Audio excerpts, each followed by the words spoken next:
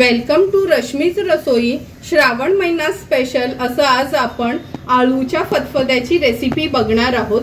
त्यासाठी हा व्हिडिओ तुम्ही शेवटपर्यंत बघा आणि माझ्या चॅनलला लाईक, शेअर अँड सबस्क्राइब करा।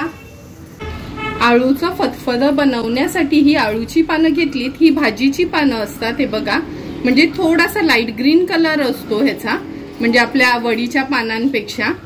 आणि नंतर आपण ह्याच्यासाठी हे वाटण तयार करणार आहोत। कोथिंबीर घेतली आहे मूठभर, 8 ते 10 लसणाच्या पाकळ्या, 4 हिरव्या मिरच्या, आल्याचा तुकडा, ह्याचा आपण वाटण तयार करणार आहोत।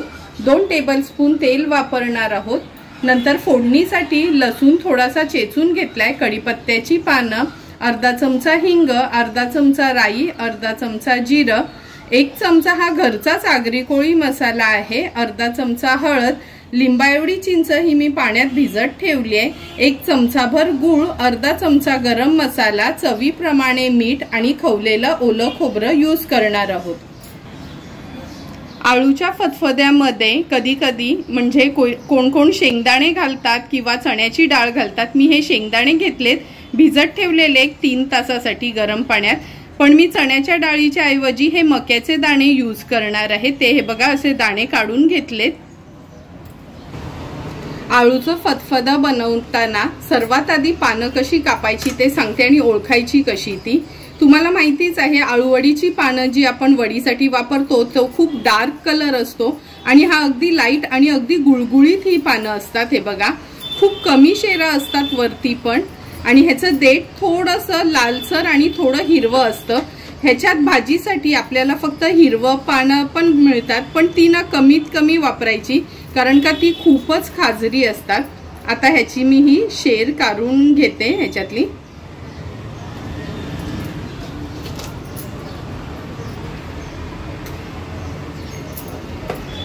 हे बघा असं हे पान। नंतर हे देठ पण आपण वापरणार आहोत। ह्या देठाची ही मागची बाजू थोडीशी आपल्याला तोडून घ्यायची आहे।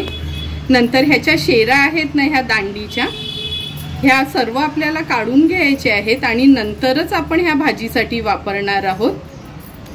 अगदी इझिली नखानी किंवा सुरीनी देखील निघतात।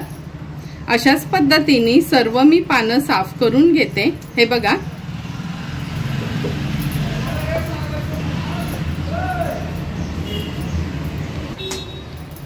सर्व पानांच्या आपल्या ह्या शेरा काढून झाल्यात। ही बघा, ही सर्व पानं एकावर एक ठेवली आहेत। आता ह्याच्या दांड्या आहेत ना, ह्याच्यात ठेवायच्या आहेत आणि हा असा रोल करायचा बारीक चिरायच्या अगोदर। तुम्ही एक एक करून पान चिरलं तरी पण चालू शकते। आणि आता हे अगदी आपण बारीक बारीक करून चिरून घेणार आहोत, म्हणजे देठ पण त्याच्यात अगदी अलगदपणे चिरली जातात। हे बघा, अगदी जवळ जवळ सुरी पकडून एकदम बारीक चिरून घ्यायचं आहे।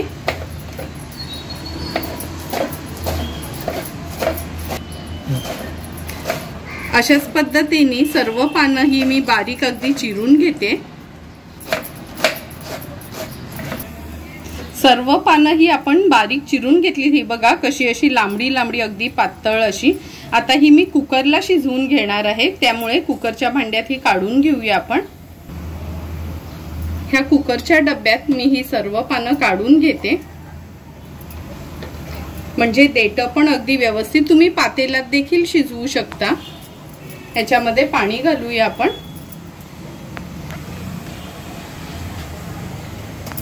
आणि ह्याच्या सोबतच आपण शेंगदाणे आणि मक्याचे दाणे देखील शिजवणार आहोत। म्हणून ह्या कुकरच्या भांड्यात ते शेंगदाणे न घालता मी ही अशी बशी ठेवणार आहे। आणि हे शेंगदाणे आणि मक्याचे दाणे आहेत ना, हे आपण ह्या झाकणावर ठेवणार आहोत कुकरला लावताना, शिजवताना, कारण का आपल्याला ती पानं नंतर थोडीशी घोटून घ्यायची आहेत। मग शेंगदाणे एकदम स्मॅश व्हायला नको, म्हणून ही आपण वरतीच अशी शिजवून घेणार आहोत। त्या झाकणावर पण पाणी ठेवायचं आहे। हे बघा, आता व्यवस्थित दोन्ही वस्तू आपल्या शिजल्या जातील। ऑलरेडी कुकरमध्ये पाणी घालून गरम करत ठेवलेलं आणि हे शेंगदाणे आणि मक्याचे दाणे असे ठेवले। आता ह्याला 4 शिट्या आपण काढून घेऊया।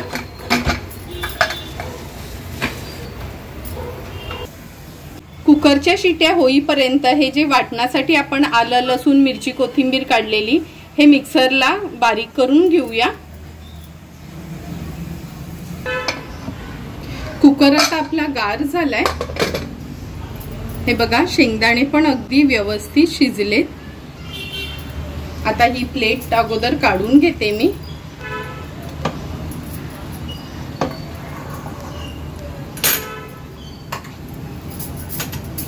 आणि आपली आळूची पानं देखील व्यवस्थित शिजली गेलीत। हा पण डबा काढून घेते।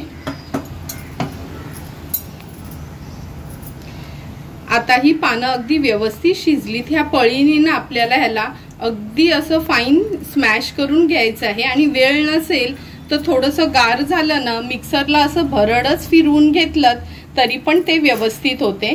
पण मी याला 4-5 शिट्या घेतल्या, त्यामुळे हे बघा अगदी व्यवस्थित हे एकदम शिजलं गेलंय।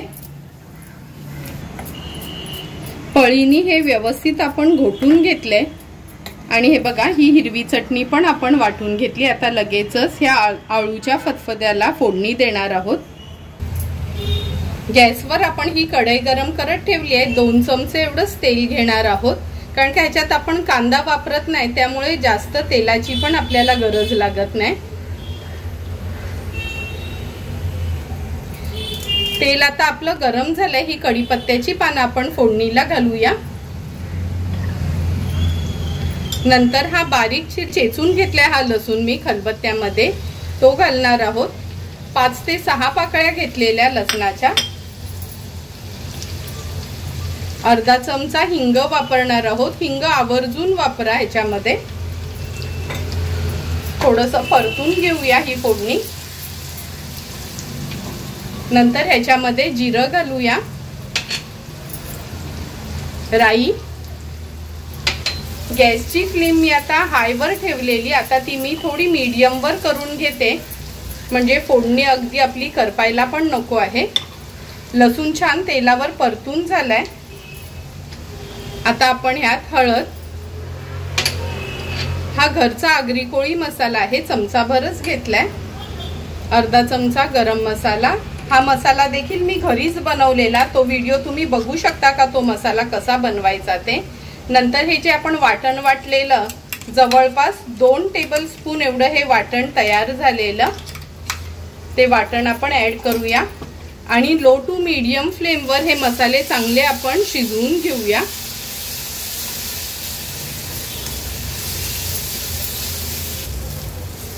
हे मसाले छान तेलावर परतून झालेत। आता हे आळूच्या पानांचा घोट आपण जो तयार केलेला ती ग्रेव्ही ऍड करणार आहोत। नंतर हे शेंगदाणे आणि मके जे उकडवलेले त्याच्यात पण थोडं पाणी होतं, म्हणून मी ह्याच डब्यात घेते, कारण का आपण जेव्हा आळूचं फतफद करतो तेव्हा खूप सारं पाणी नाही, ते थोडं घट्टसरच ठेवत असतो, म्हणून ह्याच डब्यात मी ते ऍड केलंय, म्हणजे एक्स्ट्राचं पाणी ऍड करायची गरज नाही। आता हे शेंगदाणे आणि कॉर्न आहेत ते ऍड करणार आहोत।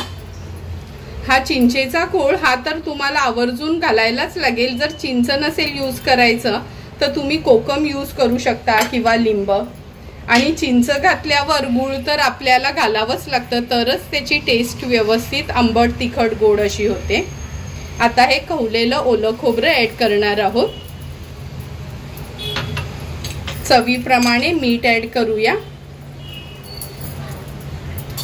आता गॅसची फ्लेम मी हायवर केली आहे आणि हे आता सर्व इन्ग्रेडियंट्स आपल्याला व्यवस्थित मिक्स करून घ्यायचे आहेत।